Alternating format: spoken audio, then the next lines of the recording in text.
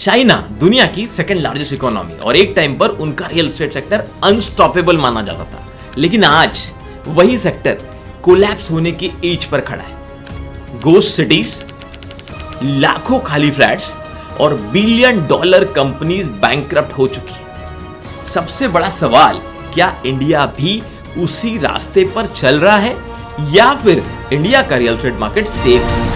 आज इस वीडियो में हम समझेंगे चाइना का रियल एस्टेट कैसे गिरा, गोस्ट सिटीज कैसे बनी और सबसे इंपॉर्टेंट, इंडिया को किस चीज से डरना चाहिए।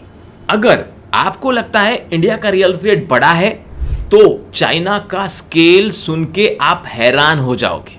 चाइना की इकोनॉमी का 25 to 30% हिस्सा रियल एस्टेट से आता था। सोचिए हर 4 में से एक जॉब रियल एस्टेट से जुड़ा हुआ था। डेवलपर्स, कंस्ट्रक्शन, सीमेंट, स्टील, सब कुछ इस इंडस्ट्री पर डिपेंड करता था। इसलिए रियल एस्टेट चाइना की जीडीपी की बैकबोन बन गया था। लेकिन प्रॉब्लम तब शुरू हुई जब ग्रोथ कंट्रोल के बाहर चली गई। चाइना में एक टाइम पर इतनी बिल्डिंग बनी कि लोग कम पड़ गए, इतने ज्यादा फ्लैट्स कंटिन्यूअसली प्रोड्यूस हो रहे थे। डेवलपर्स ने सोचा डिमांड कभी खत्म नहीं होगी, इसीलिए हर जगह टावर्स बनने लगे। रिजल्ट, सप्लाई बहुत ज्यादा हो गई लेकिन बायर्स उतने नहीं थे। और यहीं से एक नया टर्म आया, गोस्ट सिटीज। हाँ, आपने बहुत ठीक सुना, डरावनी गोस्ट सिटीज।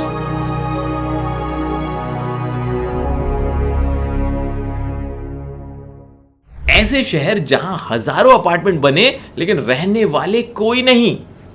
शहर बस गए पर जिंदगी नहीं गई।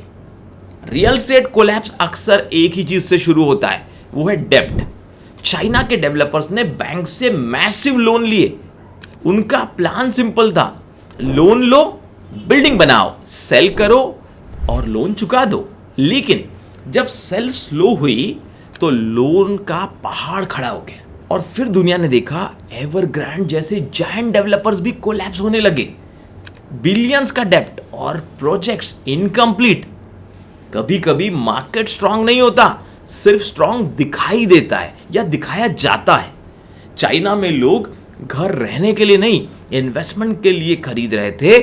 ये सट्टा चल रहा था। एक पर्सन के पास 3-4 फ्लैट, 5 फ्लैट और सबको लग रहा था कि प्राइजेस बस ऊपर ही जाएंगे। और जब दोस्तों मार्केट सट्टे पे और प्रेडिक्शंस पे चलने लगता है तो एक बबल बन जाता है और बबल कभी ना कभी फटता जरूर है।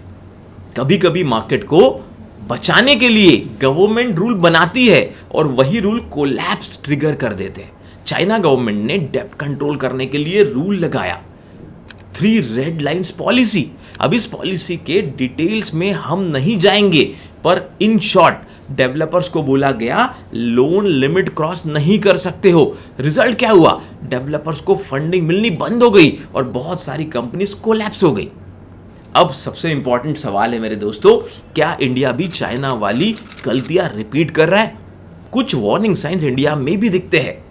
बड़े बड़े शहरों में लाखों फ्लैट्स अनसोल्ड पड़े हैं। प्राइजेस इतने बढ़ रहे हैं, 2 करोड़, 3 करोड़, 5 करोड़, 15 करोड़ का एक फ्लैट। मिडिल क्लास के लिए फ्लैट, और कहीं कहीं तो आपको 100-150 करोड़ का भी एक फ्लैट सुनाई देता है। मिडिल क्लास के लिए चीजें आउट ऑफ रीच होती जा रही है। और कई बार हम सुनते हैं कि प्रोजेक्ट लॉन्च हुआ और सोल्ड आउट हो गया। तो इसके पीछे सच क्या है?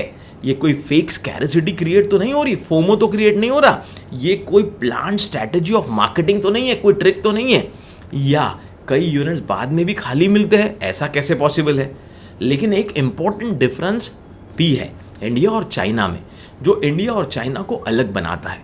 इंडिया के पास यंग पॉपुलेशन बहुत है, हर साल लाखों लोग घर खरीदने की एज में आ रहे हैं। यही आगे जाकर बनेगी रियल डिमांड। दूसरा फैक्टर है रेरा का रेगुलेशन भी है, जो ट्रांसपेरेंसी और बायर ट्रस्ट को इंप्रूव करता है इंडिया में। और तीसरा बहुत बड़ा फैक्टर है, इंडियन डेवलपर चाइना जितने ओवर लिवरेज नहीं है, उनके इतने अभी डेब्ट या कर्जे नहीं हैं। China real estate market collapse हमें एक इंपॉर्टेंट लेसन देता है, मार्केट तब टूटता है जब एक्सेसिव डेब्ट होता है, फेक डिमांड क्रिएट होती है और सप्लाई कंट्रोल से बाहर चली जाती है।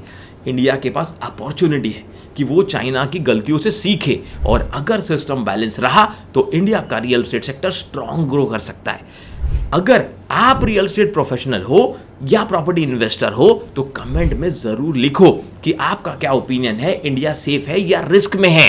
और अगर आप रियल एस्टेट को डीपली समझना चाहते हो मार्केट सेल्स और इन्वेस्टमेंट के पर्सपेक्टिव से तो चैनल को सब्सक्राइब करना मत भूलना, क्योंकि यहां हम रियल एस्टेट की ग्राउंड रियलिटी डिस्कस करते हैं। मिलते हैं नेक्स्ट वीडियो में। Thank you so much for liking our videos. और सबसे मेन बात, हम नए कॉर्पोरेट ऑफिस में नए स्टूडियो में आपके लिए पहला वीडियो लेकर आए हैं, तो तहे दिल से धन्यवाद। हमारे चैनल को एशिया का number 1 real estate training coaching channel बनाने के लिए, हमारी book real estate game changer को एक नेशनल बेस्ट सेलिंग बुक बनाने के लिए भी आपका तहे दिल से बहुत बहुत धन्यवाद। किसी और टॉपिक पर वीडियो देखना चाहते हैं, कोई और केस स्टडी देखना चाहते हैं तो जरूर कमेंट करके हमें बताइए। मिलते हैं नेक्स्ट वीडियो।